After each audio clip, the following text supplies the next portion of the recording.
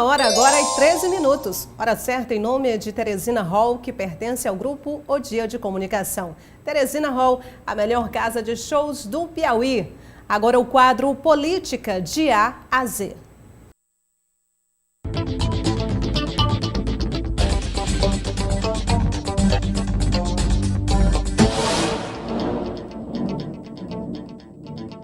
Já aqui comigo no estúdio, Arimateia Azevedo. Boa tarde, Arimateia. Boa tarde, Nájila. Eu já começo pedindo para você assistir junto comigo e conferir como foi a reunião com o governador Wellington Dias e partidos aliados e também com a presença do presidente da Câmara dos Deputados, Rodrigo Maia, que ocorreu hoje pela manhã aqui em Teresina.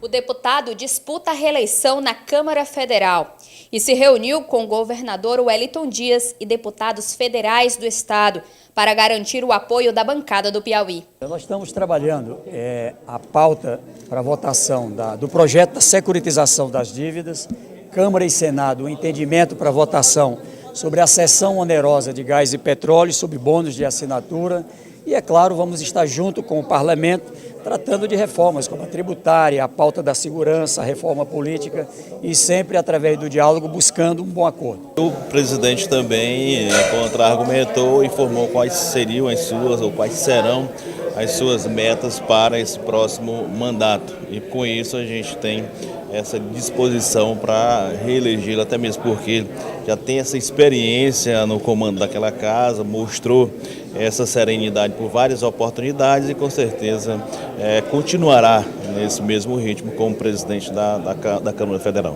O deputado federal Rodrigo Maia, do DEM, falou sobre pactuar as agendas políticas do Brasil para aumentar as relações de diálogos e da necessidade de instrumentos de articulações com o governo federal para traçar objetivos específicos para cada estado. Pactuando as agendas, a gente consegue superar esse momento de dificuldade em dois pontos fundamentais. Um, nas contas públicas, começando pela Previdência, e o outro, a segurança pública. Então, acho que a gente tem condições, independente do partido de cada um, que a Câmara, o Senado, tenham uma relação com a Federação, uma relação de diálogo e que a gente possa ser um instrumento de articulação dessa parte da Federação com o governo federal para que a gente tenha pautas que saiam da questão ideológica e que tenham um objetivo específico. Sobre a relação do PT com o PSL, um dos líderes do Partido dos Trabalhadores aqui no estado falou sobre como deve ser a relação dos dois partidos.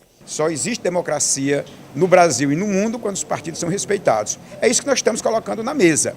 Ele tem colocado, inclusive agora, de que a posição dele é clara, de que o tamanho dos partidos serão respeitados.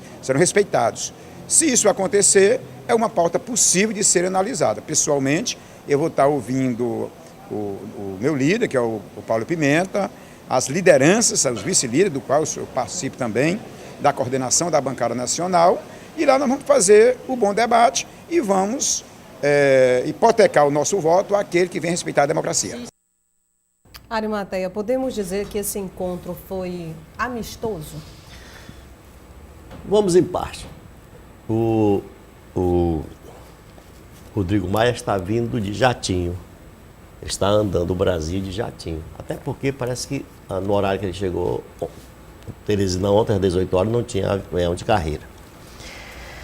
Segundo, uma pessoa comum perguntaria, e por que o presidente da Câmara, que vem cabalar votos para a sua eleição na Câmara, sua reeleição na Câmara, vai direto para a casa do governador, ou o gabinete do governador? Aí você responderia, porque o governador tem o controle de todos os deputados. Aí você até indagaria, e vão ser fiéis ao governador? Pelo menos apenas 3 dos 10 disseram sim, que votam no Rodrigo Maia. Bom, eu também responderia, se vão ser fiéis, eu acho que a própria eleição, as alianças já respondem por si só. Pois é, vamos esperar. Bom, olha... Agora, eu também, cortando você, eu acho que vamos esperar se o governador vai ter a mesma gentileza de servir um cafezinho, reunir todo mundo em torno dos outros candidatos.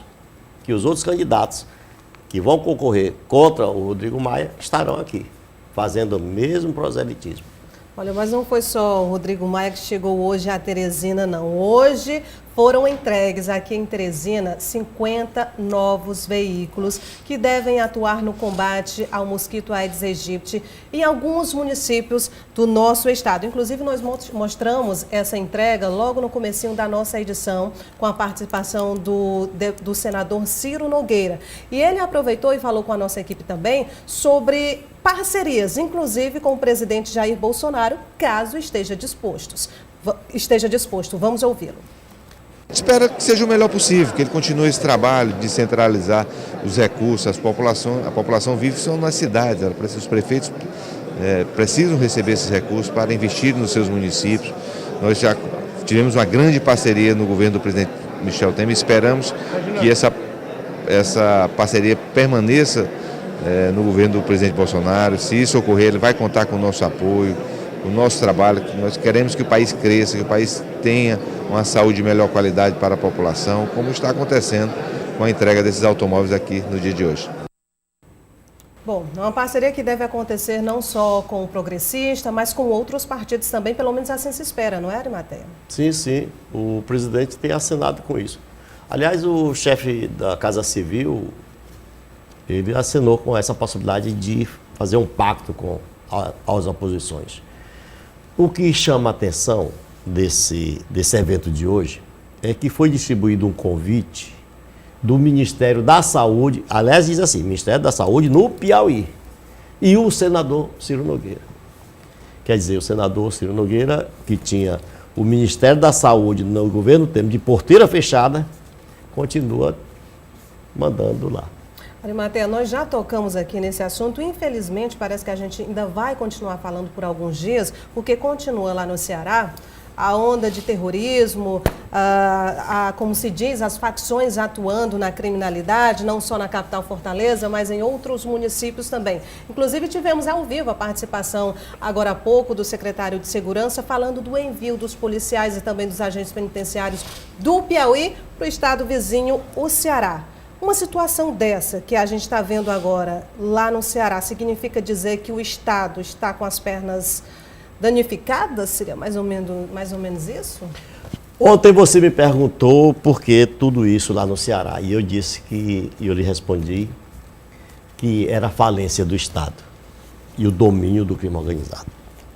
Então, veja, a gente acompanhando como andam as coisas lá no Ceará, eu lhe digo que não é exagerado dizer que houve, de fato, a falência do Estado, dando lugar às ações nefastas do crime organizado. Mas isso tem outros vetores. Por exemplo, a promiscuidade nas relações dos agentes públicos incrustados nos 3 poderes. A pessoa comum deve achar que a definição de crime organizado só se aplica ao assaltante de banco, ao assassino de aluguel, ao traficante, enfim, ao bandido comum. As fronteiras do que se define hoje como crime organizado ultrapassam essa definição do cidadão mediano. Aqui mesmo no Piauí, quando eu ousei denunciar o crime organizado, a primeira figura que aparecia no noticiário era do Coronel Corrêa Lima, à época capitão, que exercia na prática o comando do aparelho da Polícia Militar do Piauí. Mas ele contava com apoio, para não dizer uma boa assessoria, de gente do Executivo, do Judiciário, do Legislativo, do empresariado e até da imprensa. Hoje eu vejo figurinhas carimbadas do jornalismo que tomavam a conhecida sopa na casa do coronel e até eram remuneradas. No Judiciário tinha desembargador e juiz devidamente alinhados.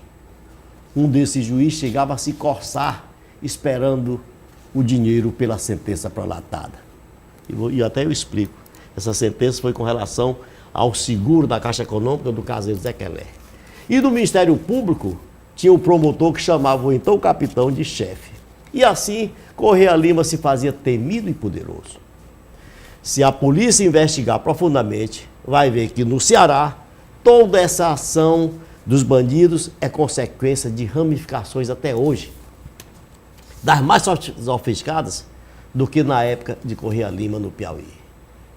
Não mudará nada se não identificar os bandidos que atuam na rua com aqueles que agem nos gabinetes. E o pior é que o Piauí, por exemplo, que é um estado bem próximo do Ceará, está receioso por conta da possível vinda desses criminosos, desses bandidos para o nosso estado também. E hoje eu vejo a história de que o governador mandou 10 policiais para os civis e agora um outro tanto para lá. Para que isso? Ele tem que guarnecer suas divisas. Nós não queremos que aconteça no Piauí o que está acontecendo no Fortaleza, o que está acontecendo nas cidades do interior. A nossa polícia aqui, pelo que se fala muito, que até combustível falta, e munição então não é lá essas coisas, os bandidos andam muito bem mais preparados. Outro assunto que a gente também tem falado bastante e vamos continuar pelo menos até 1º de fevereiro, eleição da Alep. E voltando até um pouquinho aqui no encontro do governador com o Rodrigo Maia, algumas lideranças políticas, representações fortes de partidos aqui do estado estiveram presentes, inclusive Temístocles Filho, que também concorre à reeleição da Alep. Você tem alguma novidade, alguma informação aí na manga sobre, se deu tempo, por exemplo, eles conversarem sobre o assunto? Pois bem, enquanto eles tomavam café lá na casa do governador, eu estava saboreando a informação me passada de que o Temístocles Filho e o governador já tinham se encontrado ontem. E hoje, no café da manhã com o presidente da Câmara, que eu já falei aqui, os dois só se alinhavam com relação a esta história. O governador dando a garantia de que Temístocles seguirá candidato à presidência da Assembleia Legislativa, sem se meter na história. Então, veja bem, outros dois se reuniram, como eu disse, acho que foi no Palácio de Karnak, e ficou acertado que se buscará o consenso, sabendo o próprio Hélito que consenso passa pelo próprio Temístocles. Ficou acertado que o governador não tomará lado, porque ele mesmo diz para o Temístocles que tanto o Hélio Isaías como o Temístocles são aliados do governo. Então não tem por que ele tomar lado. Aquela ameaça do dirigente progressista que quer Hélio Isaías presidente foi entendida apenas como um esperneio de quem quer forçar a barra numa situação completamente adversa. Então eu diria que dentro desse acordo traçado ontem entre o Wellington e o Temístocles, ficou provado que o próprio governador aprendeu a lição quando foi derrotado naquela disputa do Fábio Novo com o próprio Temístocles. Bom, assuntos que também ainda vamos, como eu disse, falar muito, até porque novidades podem surgir por aí. Arimatea, você lembra que assim que foi anunciado o reajuste na passagem de ônibus aqui em Teresina, nós comentamos bastante, inclusive a polêmica que já era esperado girou em torno do assunto por conta do valor estipulado a inteira em R$ 4,02. Você lembra disso? Sim. Pois é. Calou-se um pouco, deu-se uma trégua em relação a esse assunto, mas agora ele volta à tona, porque foi decidido que não será mais este valor a passagem de ônibus. O reajuste deve deixá-la em R$ 3,85. Eu peço licença para você agora, porque eu vou chamar ao vivo a repórter Lalesca Setúbal, que traz justamente informação sobre esse novo valor em relação ao reajuste da passagem de ônibus aqui em Teresina. Lalesca, boa tarde novamente para você. Quais são as informações que você tem em relação a esse assunto?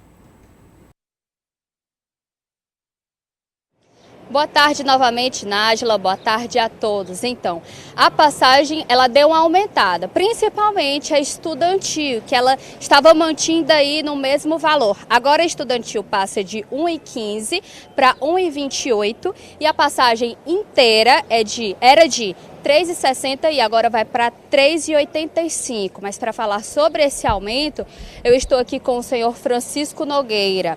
Ele é diretor de transportes públicos aqui da S-Trans. Boa tarde, senhor Francisco Nogueira. Quando começa a entrar em vigor, de fato, esse valor? Boa tarde, boa tarde.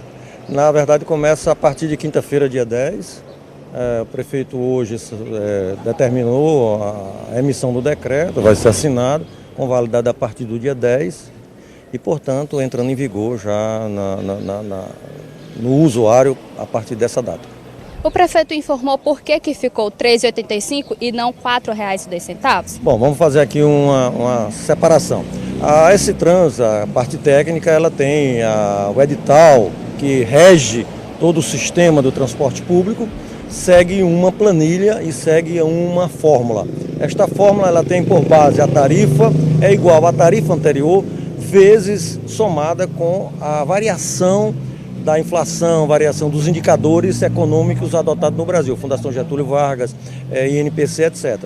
Esta fórmula, quando você aplica as variações do combustível, de peças e etc., e salário, ela vai te dar um aumento que é mais ou menos a inflação. Então, nós, técnicos, projetamos, ao aplicar essa equação, resultou num aumento, num percentual em torno de 6,82%, que corresponde à inflação do período.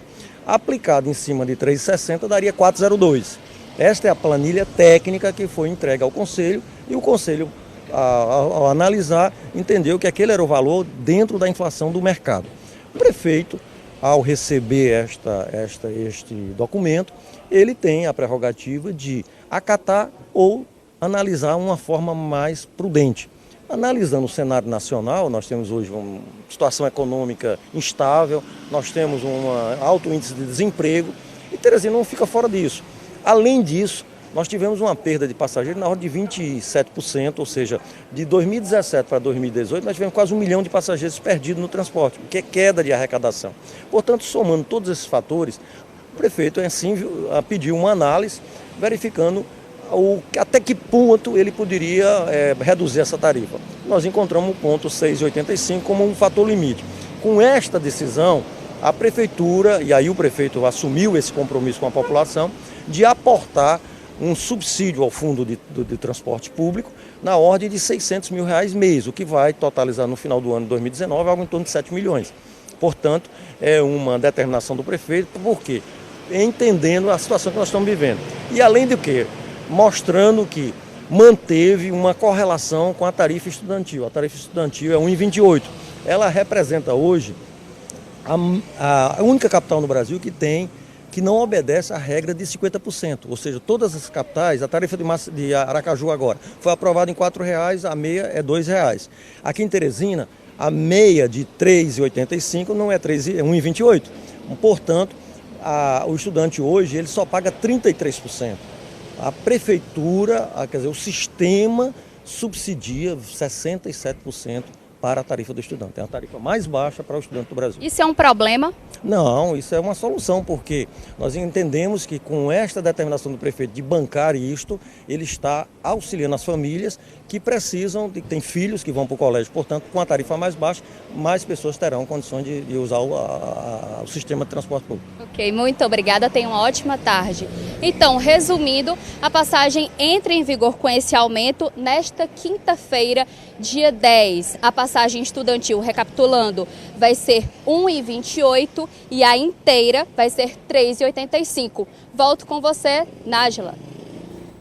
Ok, Lalesca, muito obrigada. Eu acredito que era justamente isso que os teresinenses aguardavam, a redução desse valor que primeiramente foi anunciado em relação ao reajuste da passagem de ônibus, que era de R$ 4,02. Portanto, agora é definitivo, R$ 3,85 a inteira. Eu volto aqui com a minha conversa com a Arimateia Azevedo, porque, Arimateia, ontem o desembargador Sebastião Martins tomou posse como presidente do Tribunal de Justiça do Piauí. Uma solenidade muito prestigiada, muitas autoridades, inclusive, participando, marcando presença, e ele, inclusive, anunciou metas para a sua gestão, para o seu biênio 2019-2020. Algum ponto específico lhe chamou a atenção? Sem falar nas metas, né, que se propõe o desembargador, pegou muita gente de surpresa, principalmente os magistrados, foi a atitude dele. Veja bem, como sendo o seu primeiro ato de suspender a famosa gratificação por condição especial de trabalho, que varia, parece, de entre R$ 1.500 a R$ 6.000 sobre o contra-cheque dos funcionários. E foi implantada na gestão de Erivan Lopes, que acaba de passar o bastão para o Sebastião. Essa gratificação, que faz muita gente feliz no governo do Estado, só existia no Tribunal de Justiça do Piauí. Não se tem notícia de que em algum outro tribunal no país, funcionários a recebessem. E o próprio Tribunal de Contas já questionou a mesma gratificação que é adotada no Executivo. Eu lembro que em plenário apenas uma voz se manifestou contra, que foi a do desembargador Edivaldo Moura. Pois bem, Sebastião Martins põe fim a uma extravagância que onerava o tribunal em R$150 mil por mês. Mas ainda tem muita coisa a ser cortada, que certamente fará muita economia no Tribunal de Justiça. Por hoje é só, Arimateia. Até amanhã. Uma boa tarde para você. Agora um rápido intervalo e na volta as notícias do esporte. Continue assistindo o 23.1 Dia News, primeira edição, retorna em instantes.